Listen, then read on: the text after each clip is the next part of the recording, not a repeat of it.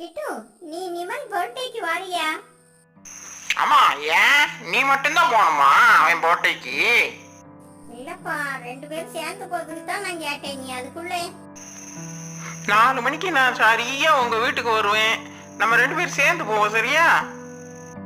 சரி, நான் உனக்காண்டி வெயிட் பண்ணிட்டு இருப்பேன். வந்துருது, மறந்து போகாம. அங்கிள் பட்டு ரெடி ஆயிட்டானா? மார்க்கெட்டு பட்டு ரெடி ஆகிக்கிட்டே இருக்கான். நான் ரெடி ஆகிட்டேன் கிட்டு, போகலாமா நம்ம?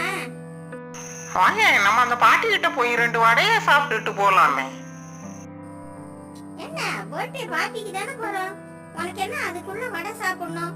ஏற்கனவே வடை தின்னதுக்கு காசு கொடுக்காம இருக்குதுடா. சரி சரி, வா, நிறைய பர்த்டே வீட்டுக்கே போவோம். ஐயோ, அந்த கணக்கு வாத்தியார் வெளியே நின்னுட்டு இருக்காரு. என்னது, கணக்கு வாத்தியார் இங்கேயா?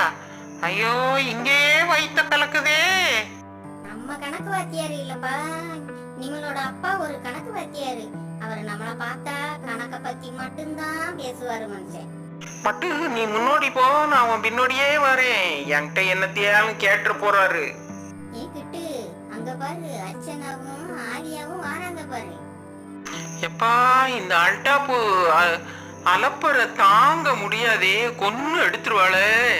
இப்ப நீ புலம்பாம வரியா? கிஃப்ட கொண்டு கொடுத்துட்டு நல்ல வயிறு முட்டை சாப்பிட்டுட்டு பேசாம வருவோம். ஹாய் கிட்டு, எங்க உன் ஃப்ரெண்ட் பட்டுவ காணோம்? ஹாய் அர்ச்சனா. பட்டு அந்த பின்புறத்துல அந்த கோழிகள் எல்லாம் போய் பாத்துக்கிட்டு இருக்கு. ஹாய், கோழி இருக்குதா? நான் போய் பார்க்க போறேன். நீ வரியா ஆலியா?